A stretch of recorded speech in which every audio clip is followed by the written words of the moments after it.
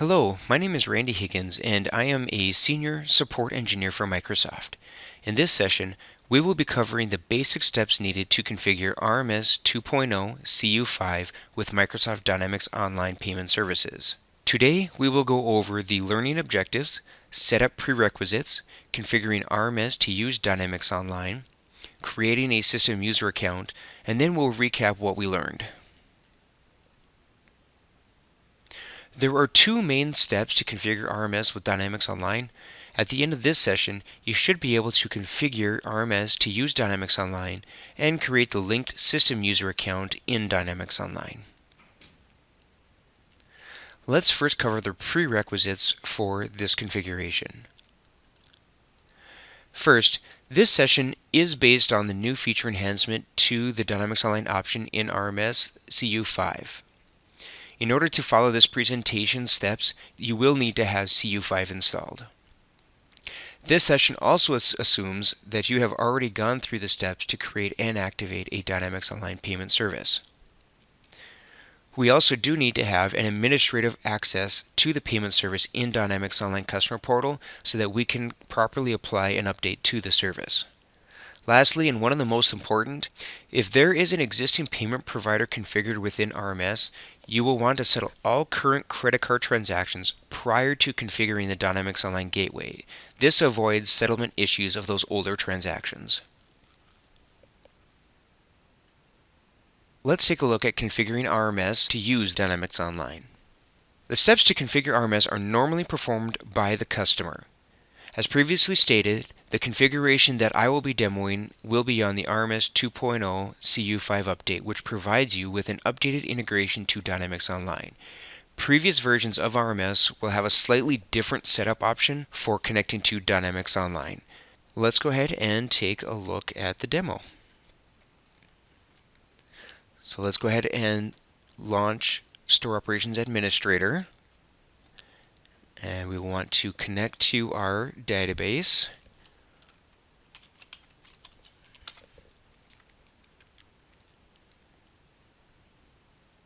Alright, once connected, we'll click on the database menu and we want to click on the Configure for Dynamics Online. Clicking on this option will create the tables in the database to handle Dynamics Online transactions. Mine is currently grayed out because I have already configured my database. If you currently have not clicked on that, go ahead and select that option. Next, we'll go to the File menu and down to Configuration. And let's click on the EDC tab. And currently I do not have a EDC software set up, so we'll need to click on the Use Electronic Draft Capture software.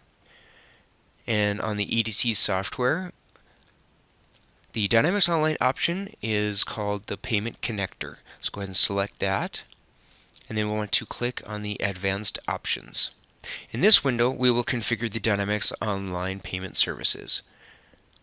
The first box here is for the Dynamics Payment Connector. There is a test connector. We will want to choose the default Dynamics Payment Connector.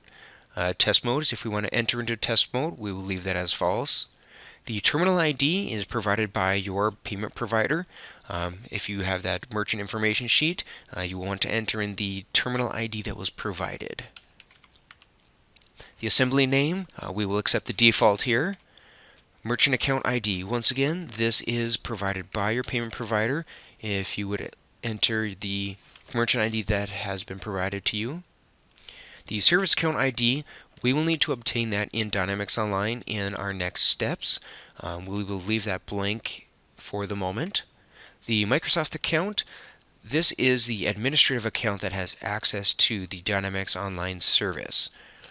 So if you have that, go ahead and enter in the Dynamics Online account.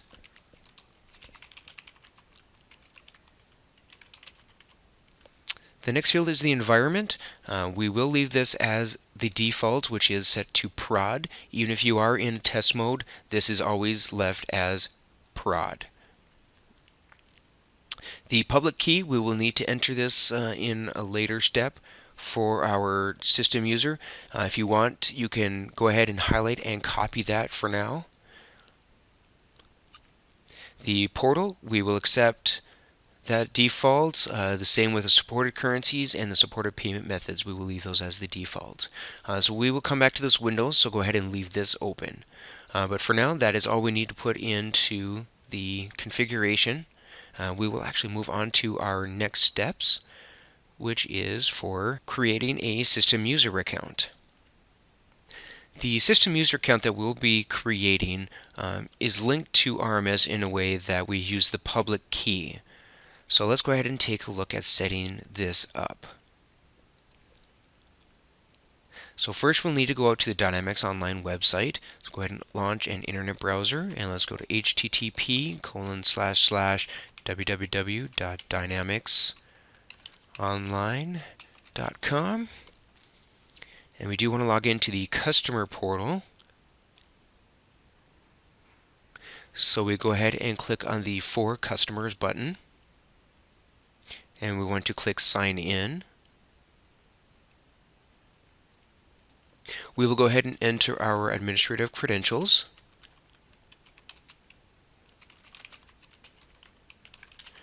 And then we can click Sign In.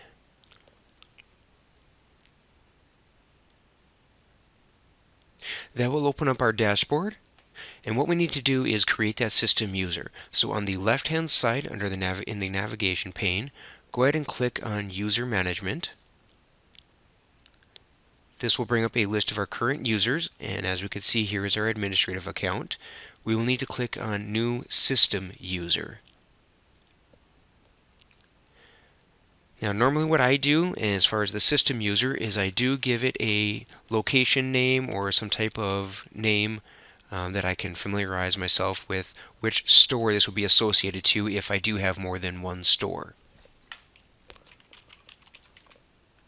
In the public key field, this is where we need to paste in the public key that we copied from our RMS EDC configuration window. Once you have that pasted in, go ahead and click on the Save button, and that will save our system user. Now what we need to do is ensure that this has the correct access it needs to process payments. If you place a check mark on that user, go ahead and click the Edit button. Here we will see the available roles. Currently we have the system user role selected, and what we need is a payment user role. Go ahead and select that and click the single arrow button to add that to the selected roles. We can go ahead and click our Save button, and that will save our user account. Next, we need to obtain the service ID that we need to input into our RMS configuration window. In the left navigation pane, if we go ahead and click on Service List, this will show us a list of our payments. As you can see, the ID is not currently showing, so what we need to do is on the top we need to click on Choose Columns, highlight the ID field, and click the single arrow to add that to our list. I normally click the arrow in order to add that column as the first one. And then go ahead and click Save. And as we can see, here is the ID that we need to put into the RMS configuration window. So you go ahead and highlight that. We'll hit Control-C to copy that. And then we can switch over to our RMS window. And in the service account ID, if we want to go ahead and paste in that service ID, that completes the payment connector setup. We can go ahead and click OK. And if you are prompted, yes, you want to save the settings. And we click OK again to exit that window. And with that, we have currently set up our Dynamics Online Payment Services in RMS. So let's recap what we covered today. We were able to configure RMS to use Dynamics Online Payment Service, and we were also able to create a system user account in Dynamics Online. Next, I'd like to point out our disclaimer. This demonstration is based on Microsoft Dynamics Online Payment Service as of January 2014. All features are based on current capabilities and subject to change without notice. Because Microsoft must respond to changing marketing conditions, this demonstration should not be interpreted as a commitment on the part of Microsoft. This demonstration is for informational purposes only, representing Microsoft's current view as of the date of this publication. Microsoft makes no warranties, whether express, implied, or statutory, as to the content of this demonstration. This completes the session. Thank you for taking the time to watch this presentation.